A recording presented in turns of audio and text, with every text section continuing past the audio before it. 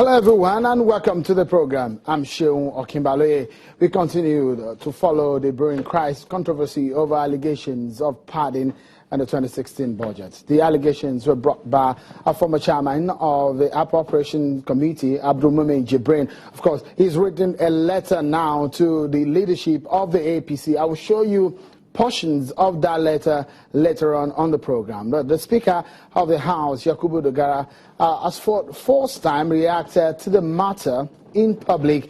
He shared his opinion after meeting with the President at a villa in Abuja. He said budget padding couldn't have been an offense. Well, again, the Speaker also said that lawmakers in line of duty are covered by legislative privilege. Well, this time around, on his Twitter handle, he appears to be going back on those things he was taped and recorded saying. Take a look at his tweets, for example. He said he did not mean to say he's immune to prosecution, neither is he above the law. He apologized to Nigerians and assured that he's not corrupt. The Speaker went further on his Twitter handle to say that Dogara that no kobo has been stolen from public funds, but assured that the truth of what really happened will soon emerge. Well, on the other hand, His Honorable Jibrin is also making more allegations in this matter. He's gone to his Twitter handle also once again to say how corrupt he feels the Speaker is and some other lawmakers that he has alleged that they've corruptly insulted into the 2016 budget, and what the party and law enforcement should be doing to him and the others he accused of corruption. But China Television has had separate exclusive interviews with major actors in this controversy. Well, let me remind you of some of the highlights of the interviews. First, from Honorable Jibrin. Were there senseless insertions in the 2016 budget? Absolutely, there were a lot of insertions that I took objections to. And it was passed? It was passed. In the document that was passed? In the document that was passed. How bad were these insertions? Well, a lot of Nigerians will call it padding. How bad was the padding? 2,000 projects.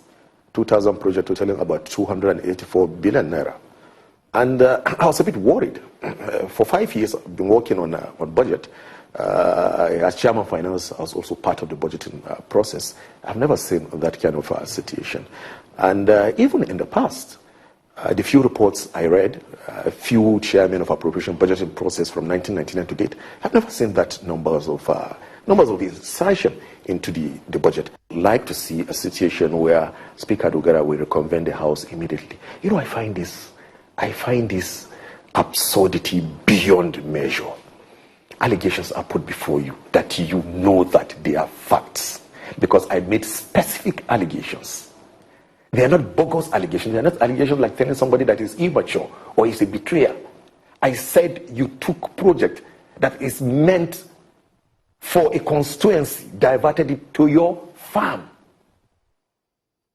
I said you took money meant for rent, wasted it, furnishing all sorts of guest houses, etc. I made specific allegation of massive corruption and abuse of office against the Speaker. He's still seated there. You're still calling him Speaker. I'm calling him Speaker. And we're talking about fighting corruption in this country. Nobody is talking. Nobody wants to talk. Nobody wants to ask him to step down immediately. Specific allegations. He has not answered any. He has rushed to court. And when I wake up in the morning, everybody is going about his business normal. You know what? If this outburst fails, I believe that is the final death point for the fight against corruption in this country. Soul under, according to him, made the chief whip of the house. That accepted. Tell him I've accepted that he single-handedly made me the chief whip, and there's no problem about that. But I challenge him to now come in the same manner to single-handedly remove me as chief whip. A small boy that came in the last 4 years, goes. You think that there should be a disciplinary measures against him? Disciplinary, if you use disciplinary, you are even being soft. We should have to have a super and stringent disciplinary measures taken against that. Maybe suspending him? I don't want to preempt the position of the House. Remember, I'm the chief discipline officer in the House, the chief whip of the House of Representatives. So you use your whip on him now? Of course, my cane will lash him. but subject to the agreement of members of the House of Representatives. It's a mandate. Okay. I can't do it alone. Okay. But in my opinion, personally, I feel he should be punished. How do you hope that this will end? Do you think that you could sit down on the table and resolve all this matter with Honorable Jibrin? At least he's from your state. My brother, let me tell you this. When you talk about the parliament, the secret behind the operations of every parliament is about number. As long as you can be able to contain and have the good number, significant and needed number behind you, then every other thing can be taken for granted. Abdul Mumini has fought this institution. Abdul Mumini has taken our names to the streets unnecessarily. And I want to tell you, no one of us, personally or officially, is ready to even make any reconciliation. Abdul Mumini should face the wrath of the law of the House of Representatives. He has to face the music. As the chief discipline officer of the House of Representatives, quote me that this has to be ensured. Right. Because we won't allow ourselves to lay an unfortunate precedence where other members, greenhorns like him. Just to remind you of some of the major highlights of that interview. Of course, we had several hours, over an hour with each of them, which we've shown you right here on the program. Just to remind you of some of the issues. Most of the allegations made are about constituency projects being inserted, well, according to Honorable Jibrin, senselessly in the budget at the constituencies of these lawmakers. Let's bring Channels Television's data and information analyst, Babajide Ogunsanwo, will be talking to us on this matter and breaking down some of these facts, probably ones that you do not know. Welcome on the program, Jide Ogunsanwo. Well, what are the things that a lot of Nigerians will be looking at the issues of the padding and hearing a whole lot of issues that are happening? What have you discovered when you looked into the constituency projects?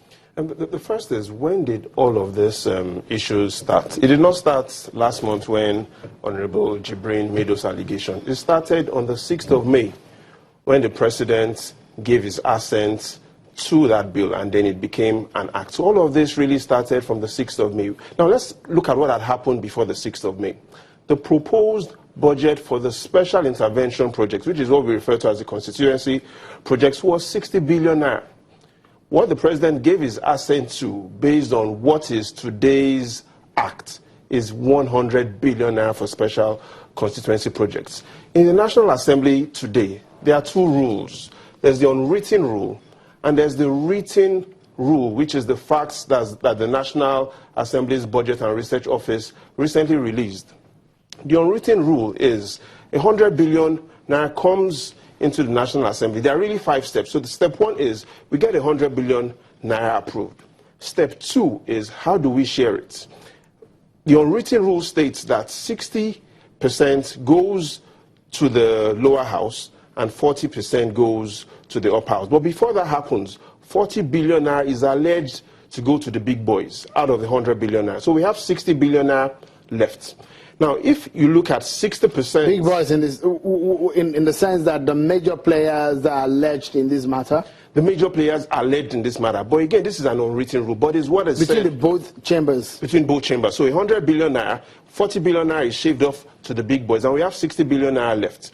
Out of the 60 billion naira that is left, 60% goes to the lower house because they have more representatives, 360, and you only have 109 in the upper house. So out of the 60% of the 60 billion that goes to the lower house, which is approximately about 36 billion, each zone now takes 6 billion naira each. So you have the Northwest, North Central, and the Northeast taking 6 billion. And in the South region as well, you have the Southwest, South, and the Southeast taking 6 billion naira each. Where the challenge is the Northwest, for instance, has 7 states with a 6 billion naira. So each state will get less than 1 billion naira. You have some states that have 6 billion naira, like the Southeast, with only, like Southeast zone, with only 5 states. So they will get more than 1 billion naira for each state. It even gets more interesting because some states have higher number of representatives. Kano, Lagos has 24 representatives each. So in Kano State, for instance, based on that sharing formula, a rep in Kano would not go home with not to 40 million naira. In some other regions, Ebonyi, Nasarawa, a rep could go home with as much as 100 billion naira. But let's also remember that these funds do not go into the pockets of the reps. They go into the ministries and agencies that then allocate this project. So that is the unwritten rule. Now, the written rule is what the National budget, National Assembly's Budget and Research Office tells us about how capital projects are allocated. And it's interesting, based on the facts that have come out from NABRO, they've clearly shown that in Bauchi State, for instance, we have 4.7 billion naira worth of capital projects. They say in the Delta State region, we have 3.5 billion naira worth of projects. They say in the Deputy Speaker's region, there is 5.9 billion naira worth of projects. And now all these are facts from the National Assembly's own Budget and Research Office called NABRO. Now, if we look deeper into what they say about even Bauchi State, where the Speaker let's take a look at what the Speaker from that region. Okay, there you go, the Speaker of the House of Representatives from Bauchi State. You're saying 4.7 billion in terms of the value of constituency projects. Exactly, and that figure comes from the summation of all the zonal projects that were captured in that document from the National Assembly's own budget office. Now, here's what they say. They say there's a 500 million naira budget for primary healthcare facilities that goes to the constituency of the Speaker. The budget office also says there's a 500 million naira budget for solar-powered boreholes. Now, these two projects are in the zone or the constituency of the Speaker, and that's Das, Bogoro, and Tafa Balewa Federal Constituency. So in all, looking at what NABRO has released, half of the projects in Bauchi State goes to the Federal Constituency of the Speaker. And those are the facts from NABRO. What about the Deputy Speaker? Now, the Deputy Speaker, what they've shown is we have 5.9 billion naira worth of projects in Osun State. They say 50 million naira goes for rehabilitation of borehole in the Federal Constituency of the Deputy Speaker, and that's Irepodo, Oshogbo, Oloruda, and Orolu. What NABRO also says is there's a 250 million naira budget for strategic training and empowerment of youths and women.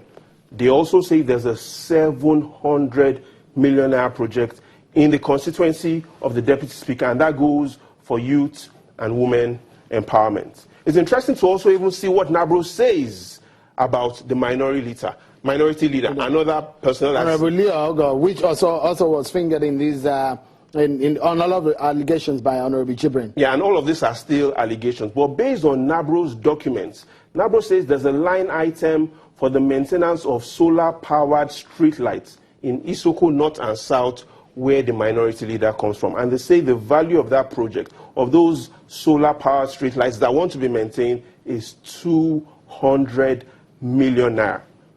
They also talk about... maintenance. For maintenance, 200 million naira. And these are the facts from the National Assembly's own Budget and Research Office. Within that same document, they also talk about another person, the Chief Whip.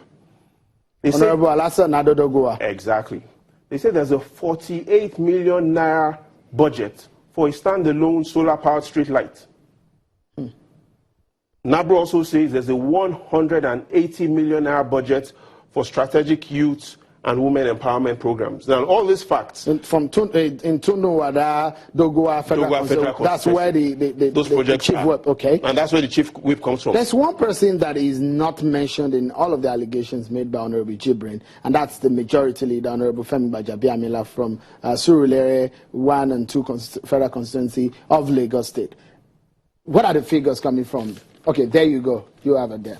Now, Honorable Femi Gbajabiamila, let's make it clear, has not been implicated in all of this. Or not be alleged to have exactly senselessly insulted. Yeah.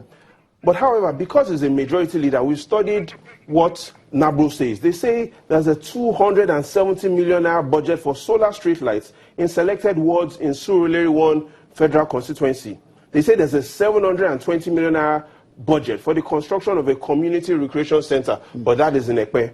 They say there's also another 213 million naira budget for the provision of toilet facilities in about 21 schools in Lagos Central. Going through the documents that have been released by the National Assembly's own Budget and Research Office, we clearly see a lot of disparities in the budget. This makes us believe... Just a moment, we'll pause. And we go on this short break. Expectations are big for the PDP to rise up and be the opposition in Nigeria, since the party lost out in the general elections last year. We take a moment, and when we return, we'll take you deep into the crisis rocking the People's Democratic Party, and we conclude this conversation. Stay with us.